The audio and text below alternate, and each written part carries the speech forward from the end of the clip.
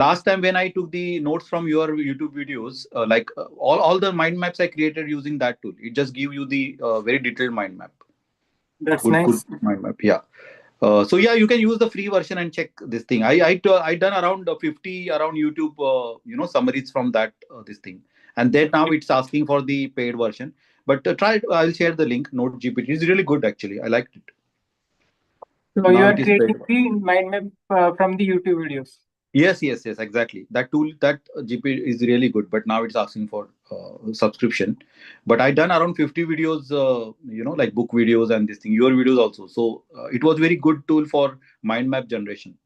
And there is one more mind map one I need to find out again because it was also again going into the very depth of mind map, not just two or three nodes, but it is I will find out that tool again. It's I bookmark it somewhere, but mind map there was very good. It gives you different layers and you keep on adding the notes if you like, just to if you want to go into the depth. Yeah, I'll find out. I'll share that link. But this Node GPT I'm using for last 6 months. Now it is a paid one. Try that. Okay, try that. Hmm. Yeah. Okay. Yeah, now where I kept, let me see, I think.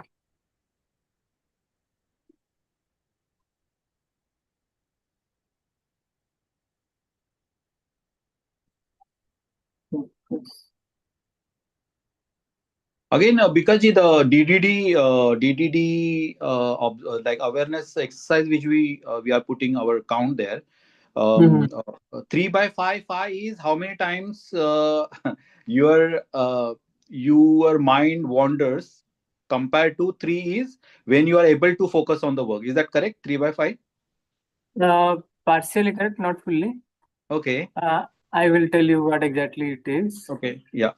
So, see, whenever mind wandering is more, we Okay. we Yeah. are not actually counting the mind wandering because it is going to be a very difficult job Correct. initially. So before that, we are capturing a different parameter altogether to harness the benefit of reaching there. So what is that exactly? Uh Suppose we are huh. doing the meditation, or suppose we are doing a deep work or Pomodoro session, and we Uh-huh. remember something, Okay. some other task, Uh important huh. task, and mind Uh huh. wanders that okay, I should be doing that.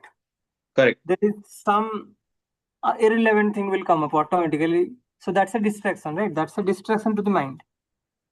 Now, every time it comes, suppose you are kind of doing the promo session, okay? Yeah. And you remember that, okay, I need to send a message to my boss, or you need to ping to your boss, or you need to do some work for which actually the reminder also is not there, or whatsoever actually, whatever actually it comes. Okay. If you are breaking the flow and going and doing that and coming back, it's a Yeah. context switching. Now, Okay. to avoid that, what we are doing here is we are making sure that whenever this kind of thought comes, generally it appears very urgent or very important, and mind will tell you that definitely you do it, or otherwise you will forget it and it will never be done. Yeah. So Yeah. have your awareness journal ready and just note it down. Small Okay. Okay. little hint and move on. Okay. Okay. Okay. Because awareness journal will be always with you. You will be Yeah. able to come back to it to set a reminder or act after your current work is completed. Okay. Context switching Okay. will not happen. Okay. So Okay. if Okay. Got it. Yeah. if you find that, or some urge will come to check the mobile. Yeah. Okay, whenever you are getting the urge to check the mobile, but Yeah. you know that this is not the right time to check the mobile, then also it's a count. Yeah. Yeah. Yeah. That goes to the denominator. But if you are able to control and continue your current work, Yes. Yes. then you are winning. So one will be added to your numerator. Yeah. Okay, and if you are unable to control that and kind of started scrolling the mobile, Yeah. okay, that urge, sometimes it happens also. Let's be frank. Yeah. Yeah. Yeah. Yeah, Yeah. sometimes. So that time you are not. So the denominator only will increase, but numerator will not increase. Yeah. Yeah. Yeah. So, That makes mhm. sense. Yeah. Yeah. So this is what actually. awareness tracker, DDD tracker. So Yeah. it will give an immense benefit Yeah. in terms of No, I'm observing. I'm immediately observing last 2 weeks, like when we started building, like TTC. Yeah, TTC also it took me time, but now it is very beneficial for me to take that break. 5 minutes break every hour. You have to get out from your yeah. seat, so that's helping me. So I said, now this is also working. So I said, okay, let's go into deep and see how exactly to this thing, because this method is there in all different books, Atomic Habit, Deep Work, and all that. But real comes in implementation, and what the outcome you get out of it. So that's really helpful. Again, in Mernot sir course also, he touched this particular point. But again, because as we discussed, it comes to the implementation. Yes, Mm-hmm. in his high performance impact performance course, definitely he mentioned that one. If something comes in your mind during the work, then jot it down.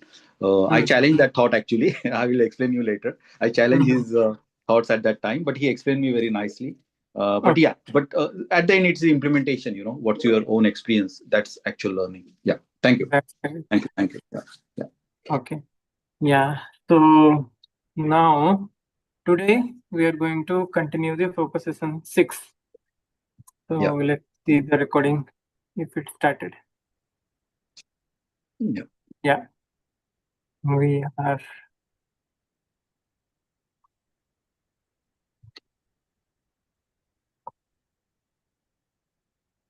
Okay. So session 6 is all about the inner rubber and the anatomy of intuition. This is what exactly we are going to focus.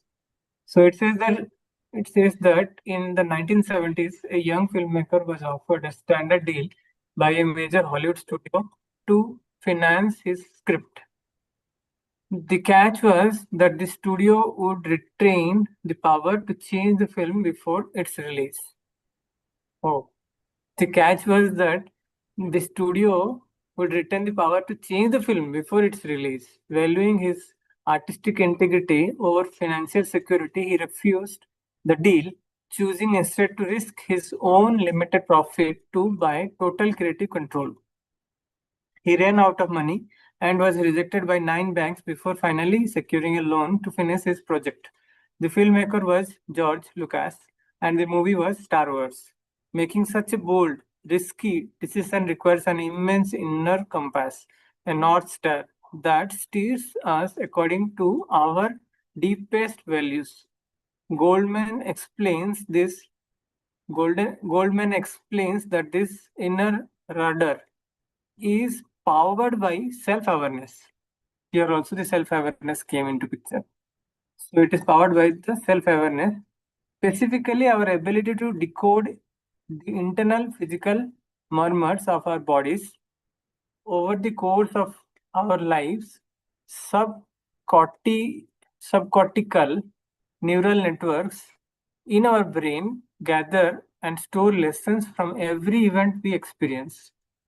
So for every event actually that's kind of storing. So how much actually is the heap of memory is becoming, because this ancient brain. Okay, let me reread this. It says, over the course of our lives, subcortical neural networks in our brain gather and store lessons from every event we experience.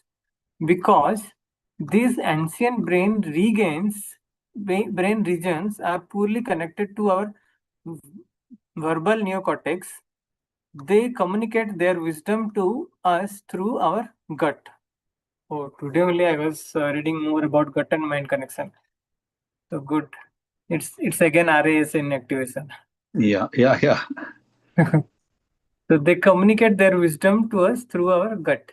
A brain region called the insula maps our internal organs and generates these literal gut feelings. When we face highly complex life decisions where pure logic falls short, like who to marry or whether to take a risky job, these physical sensations act as a somatic markers. As neuroscientist Antonian points out, they serve as internal alarms or green lights. Okay, they serve as our internal alarms or green lights, telegraphing conclusions to us long before our rational brain can articulate a reasoned choice. True self-awareness requires us to tune our and attention inward so we can hear these subtle signals. This is profound actually. True self-awareness requires us to tune our attention inward so we can hear these subtle signals. There is no other way actually. This is the only way. When we become introvert and understand and do more of inward journey, then only we will be able to catch hold of these subtle signals, because these are very subtle emotional signals, sensations, in form of sensations or in form of some signals actually it comes. So what are the key insights from today's reading? First is your inner compass. We come to know our deepest value by first getting a visceral sense of what feels right and what does not. We get to know by this visceral sense. Now, before we ever put those feelings into words, this comes. So, but many a times actually we cannot catch it because we are majorly focusing outwards. Yeah.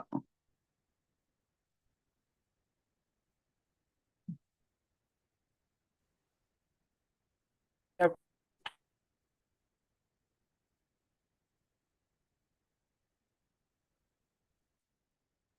Hello.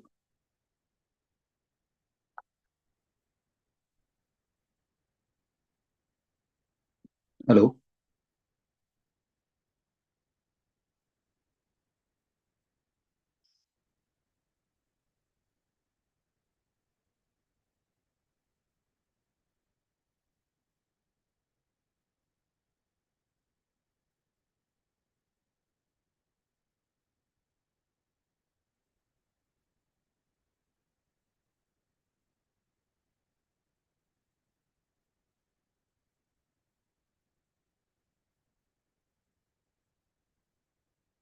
Hello, Ramesh ji.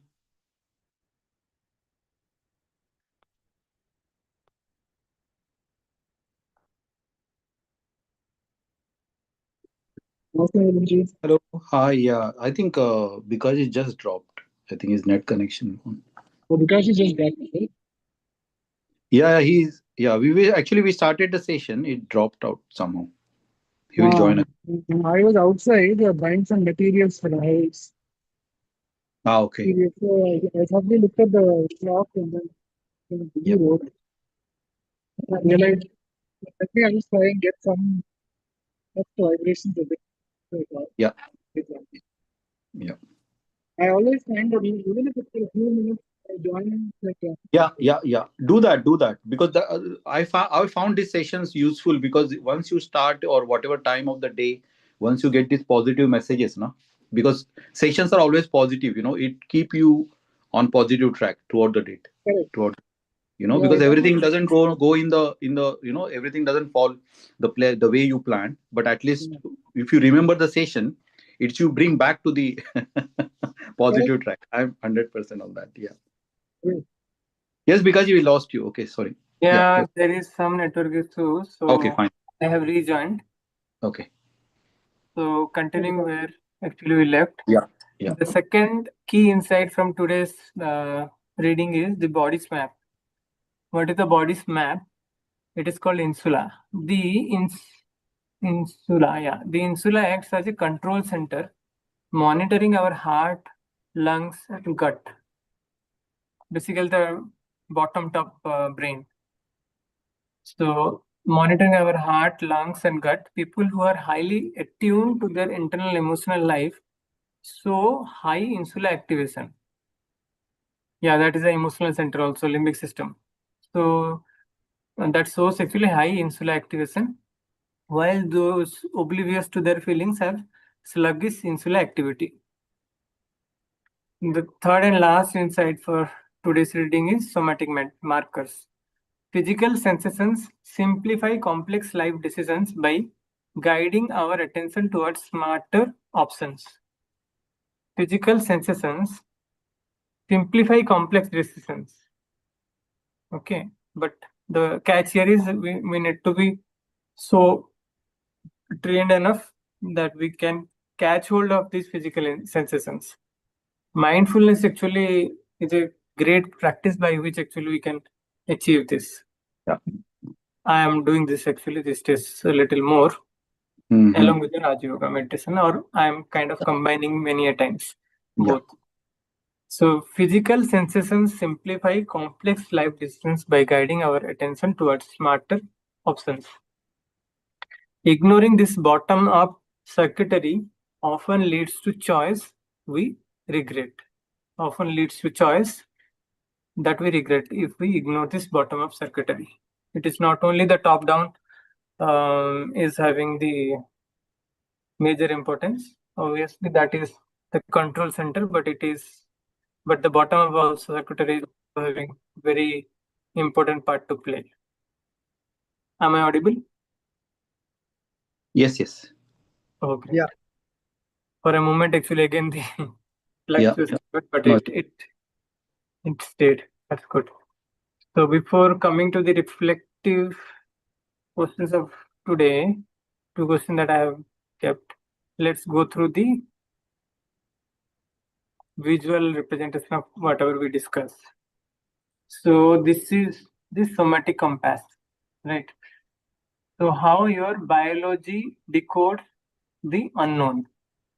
That means it is not only the brain or the prefrontal cortex which does all the decisions and can make all the right decision, but it is the body, the gut feeling, or the sixth sense which is also responsible to make this decision better. Today morning, actually, I was just going through this mind-gut connection, and that has also similar line of thought. So what it says is like biological processing happens here. This region actually is hippocampus. This is amygdala. This is prefrontal cortex. The front, the forehead part. This is not much important. Then the sensory input actually comes from here. Neural decoding pathways. One is sensory input. Then pattern recognition happens in the bottom portion, and then actionable insight also happens here. Then this brain, this bottom also is responsible for decoding the unknown. This is hypothalamus. This is actually this part controls the circadian rhythm. Many times actually when we face circadian disturbance in circadian rhythm, one great way is to just stand in front of morning sun, and that has immense power to set it up. So basically the body has a lot of sensors. We just need to remain aware and we will get the benefit by properly utilizing them. What is the ancient navigation system? Observation, interpretation, and course correction. These are three ways by which actually earlier we used to navigate. Observation, interpretation, and course correction. So what is the inner North Star? Just now we have read this one actually. We come to know our deepest values by first getting a visceral sense of what feels right before we ever put those feelings into words, and that is coming from our guts, our gut or our internal organs, mostly from our gut. A gut to brain, there is a connection already established by the nerve which is called vagus nerve. That is the longest nerve of our body, and that has the responsibility of taking the signals from gut to mind. So today morning I was actually going through a research where it says 90% of the time actually the flow is happening from gut to the mind, but not the other way around. So we have actually assumption that gut is the mind is controlling the gut and every other part of the body, but Yeah. it is like the gut which gives more signal than the mind gives to the gut. That's the only exception. Other way around. Okay. Mm. Yeah. Interesting. So does it mean that is that why they say you are what you eat? Yes. Yes, you got Yes. the right point. Yeah. So Yeah. why that the moral, the theme of this particular research was like you have a lot of bacteria in your gut. Many are good bacteria and few are bad bacteria also. If by any chance you are eating antibiotic course, then everything gets actually died.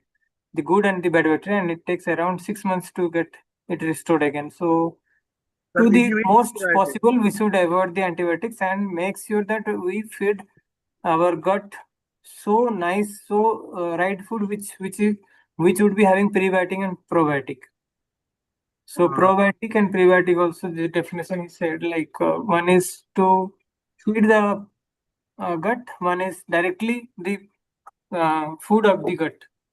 One of them actually probiotic, one is a prebiotic. However, like curd or the yogurt or curd, or then three four things actually he said. He like has fermented actually foods. fermented fruits also, ganji and all. So they are direct prebiotic. Yeah, chas. Yeah. Yeah, chas and all.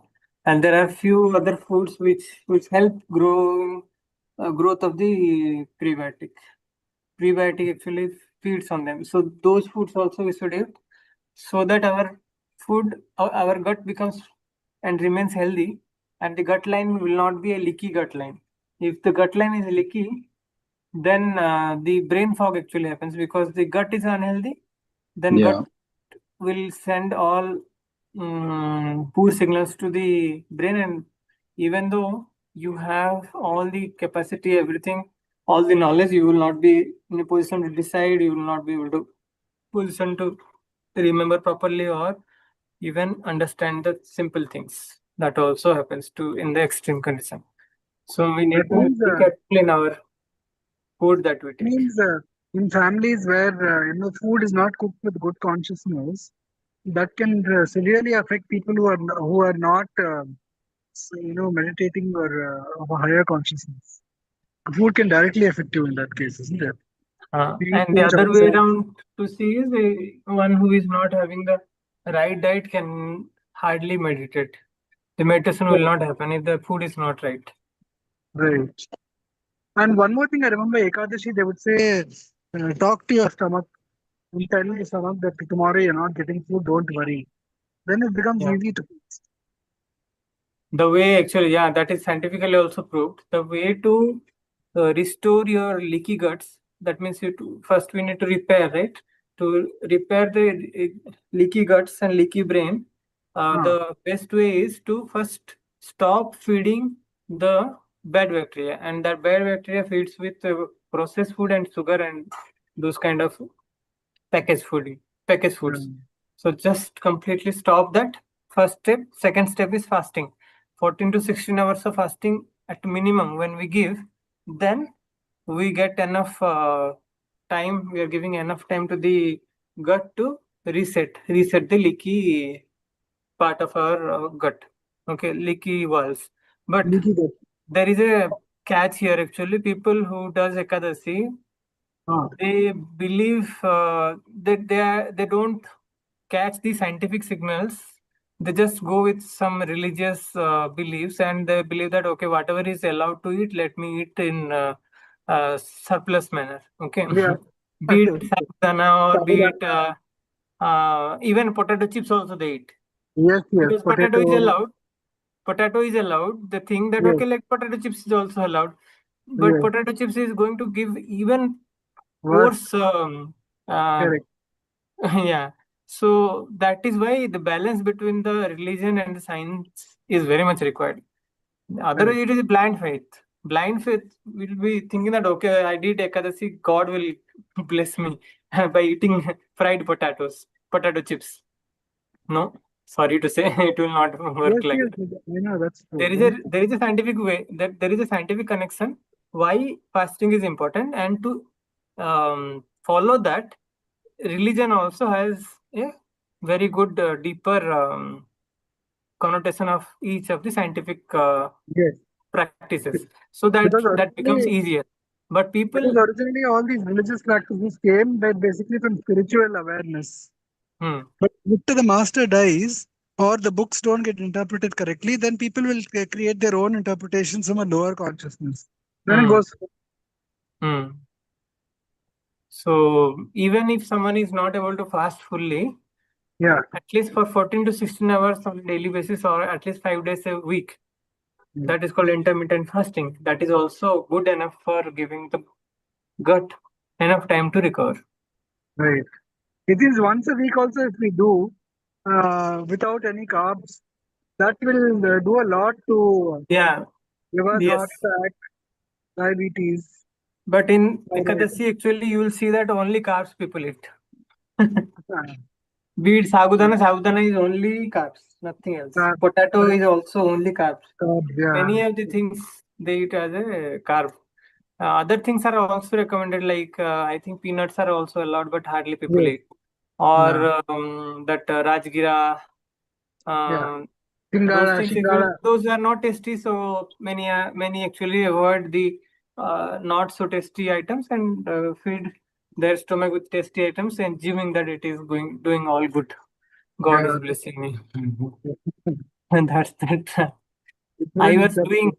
I was also doing in the similar way for a very long time, and before I understand that it is all without faith, without the right understanding, with blind faith, doing it's not going to help. So I stopped the Ekadasi, and I am It's doing not even intermittent blind faith. fasting.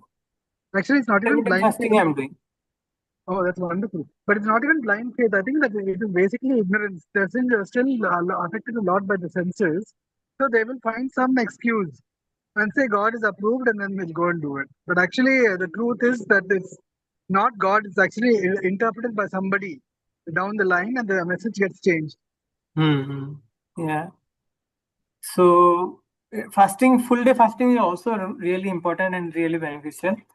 But for now, actually, I have stopped for a few years. Let me again, I might come back again. For now, I'm doing intermittent and I'm happy. Yeah, So coming to this slide where it says about the spreadsheet fracture under the weight of profound human complexity. So when deciding who to marry or whether to take a high-risk career leap, pure logic inevitably falls short. And we must tune our attention inward. And this is what actually the inner child healing also helps us to achieve. Our intuition becomes very, very powerful and prominent. Because logically, if we think that okay, whether this venture is good or not, we will keep thinking.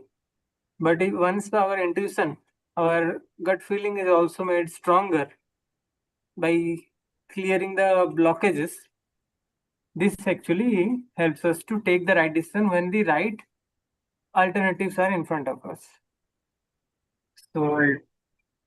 hopefully, yeah, Rameshji, maybe after this, actually, I just remember I forgot to tell you. I will call you today sometime. I have some Okay. back-to-back meeting, but around evening I will call you. Okay. Okay. I have got some insight. Yeah. Okay. Yeah. Don't Okay. let the voice of others' opinion drown out your inner voice. Somehow already knows what you truly want to become. Steve Jobs says it somehow already knows what you truly want to become. But Now this is, deciding who to marry is not so easy. sorry. Deciding who to marry, I mean, taking the decision, Uh-huh. especially in India, even abroad also, there it's a more love marriage, here it's more arranged marriage. But lot of factors come into picture, no? Depending on the prarabdha karma. Like before you're Yeah, born, many things are there, yeah, and even we cannot say one decision is right or wrong based on only one factor. Like yeah, marrying the right person is not the only way to guarantee that those couple will be fully live a very happy. happy life. There Yeah, would that's be true. a lot of other decisions impacting, right? So it Yes, is correct. not just taking the right partner, Yeah, but the day-to-day decision also need to be correct it. Otherwise, it will not work. Correct. Yeah, this slide actually says about the difference between the two, the mystical and the biological reality. The mystical gives the inner voice, whereas the biological reality actually translate to subcortical neural networks analyzing decades of gathered data. Decades of gathered data is already there in our brain. Now, this neural network, no, subcortical, it analyzes and then produces the inner voice. So it is not a coincidence. It is a scientific way of reading the pattern, understanding the pattern, and finally arriving at the right decision. And the mystical might say the gut feeling, but what happens exactly inside is the insula mapping internal organs to generate physical signals. So mapping the internal organs to generate the physical signals. I was talking about the sixth sense also. It is nothing but the somatic markers. That is a neural network that we have, the somatic markers acting as bottom-up biological alarms and green lights. That happens in the limbic system. Right. Then the last one is knowing in your soul. That's the mystical way, and the biological reality is knowing in your joints. Before your rational neocortex can articulate it, our joints actually sends the signal. But how can you know in your joints? How does that explain a biological thing? Before your rational neocortex can articulate it, I'm also not actually. Melanie, do you remember this particular thing from book? No, no, right now. I'll find out. Yeah. In your soul. And to the next slide, it says about ancient brain network stored in. What is this? How do you? Sorry, Silent. too much noise here.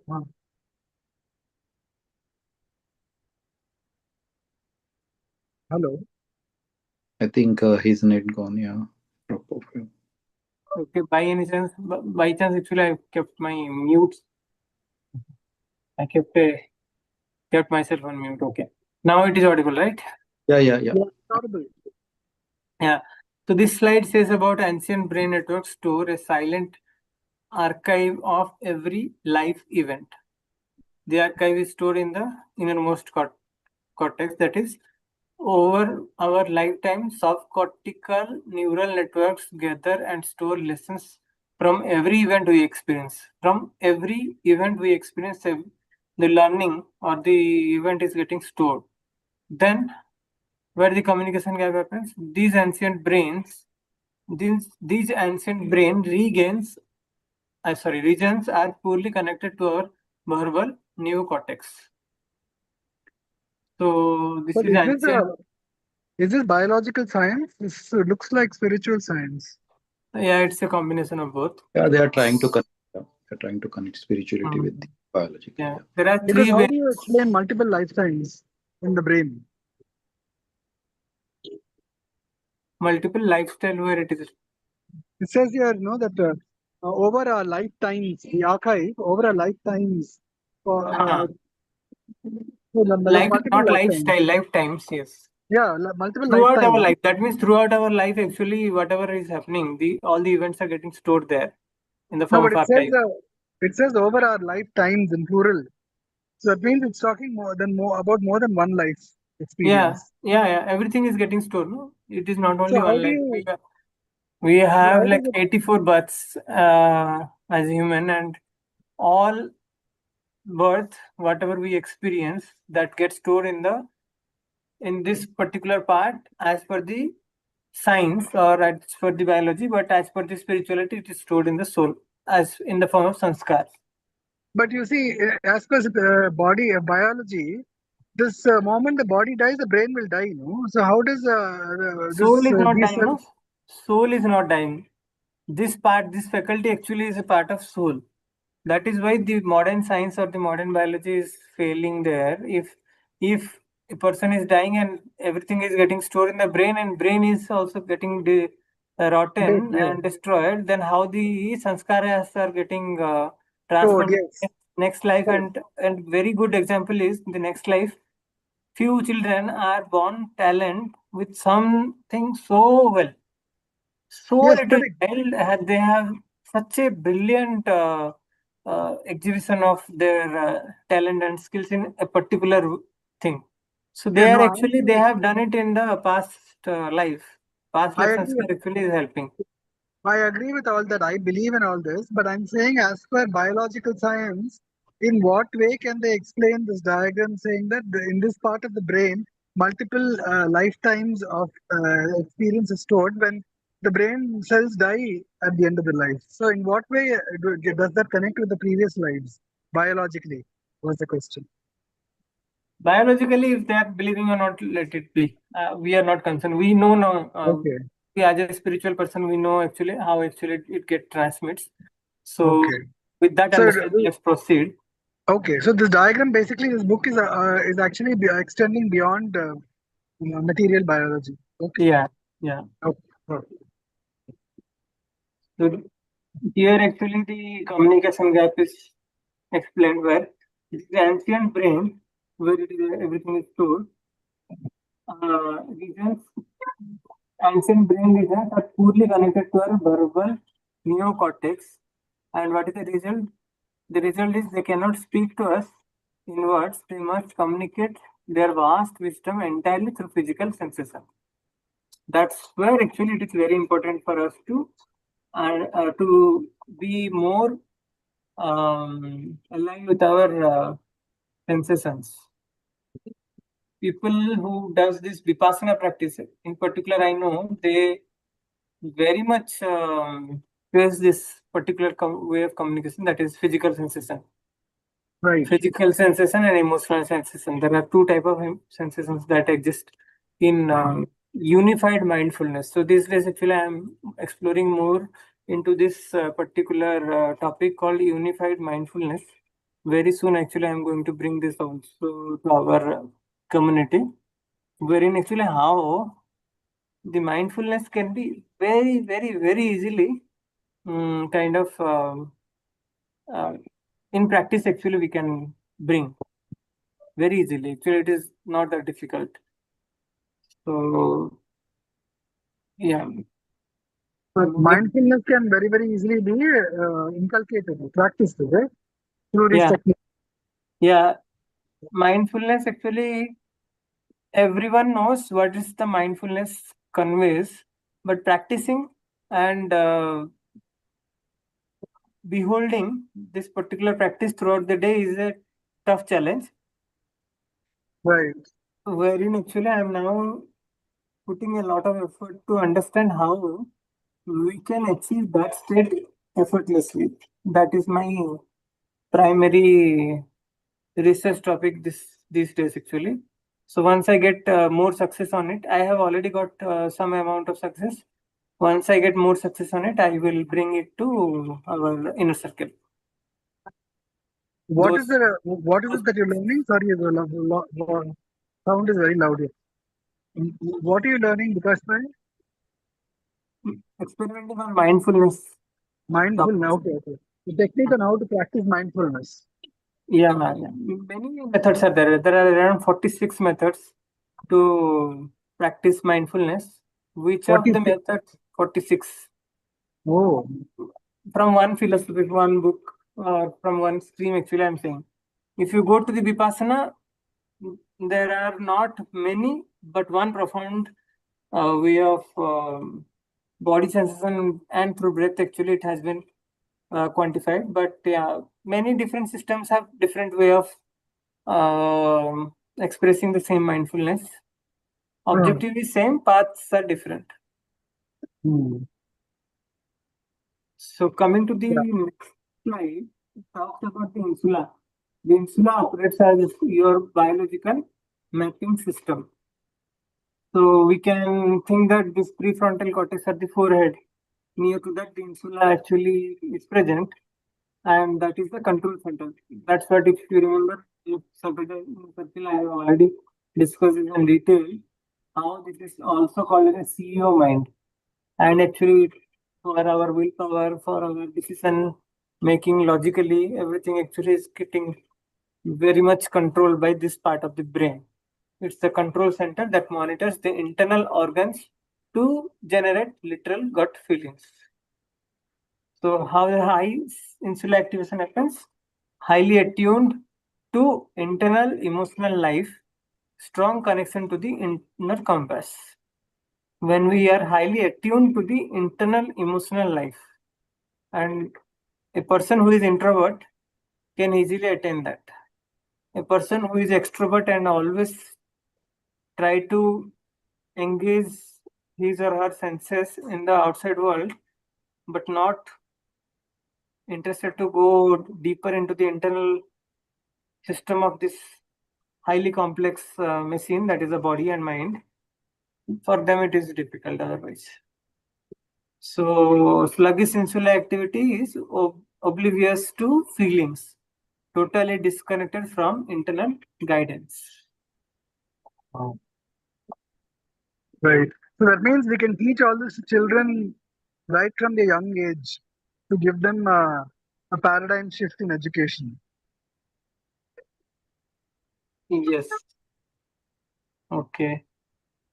So we have 5 more slides to go. I think it will take one more session to cover this 5 slides and the reflection. Or one reflection at least I'm reading now, which is the key takeaway for today. So one reflective question is, Steve Jobs once advised a graduate class, don't let the voice of others' opinion drown out your inner voice. It somehow already knows what you truly want to become. Can you recall a specific time you successfully followed the inner voice against the conventional logic? Conventional logic will say that no, this is not right. Conventional logic is only knowing about the current reality. But the inner voice or the inner compass, which is the combination of all the things that we have understood, knows much beyond the inner, knows much beyond the logic that is physically whatever is surfacing. Beyond that, actually, it can see, and based on that, it can give you the input or the signal that yes, this is good or not. But the logic will always be limited with the visible things to decide whether it is right or wrong. The invisible things cannot be taken into account by the insula. So that means it's invisible to the five senses, but basically it is able to acquire inputs from other senses which are beyond the five senses. Yeah. Then the second reflection is, think about a time you ignored a strong somatic marker, a gut feeling, and regretted it later. How do you distinguish between a genuine intuitive insight and an irrational of fear or anxiety? How do you distinguish between a genuine intuitive insight and an irrational fear or anxiety? When we ask this question again and again, we will be coming automatically, will be getting the way to do it. Hello? Yeah, am I audible? Yeah, you're audible. I thought I lost I'm you. putting the reflective questions for today in that window. If it helps, actually, you can copy or take a screenshot. Today's action step is when faced with a decision today, pause and intentionally scan your body. Notice if your stomach feels tense or relaxed, or if your heartbeat changes before you make your choice. Only we need to notice. We cannot actually make any inference for now whether what exactly is this signal indicates, whether to go ahead or not to go ahead, what kind of fear actually it is observing. But the more and more we apply, automatically will grow to understand what these signals wants to really convey us. Okay, so one more token would be needed for completing this particular topic. So see you tomorrow again at the same time. Thursday, actually, I am not present. So Thursday will be a pause. Okay, so tomorrow we'll have, right? And then Tomorrow- Thursday. Yes, Yeah. tomorrow we'll have. Okay, Thursday, fine. actually, I won't be present. Yeah. Okay, then. Thank you both. Thank you all. Thank you, Vikas. Very interesting.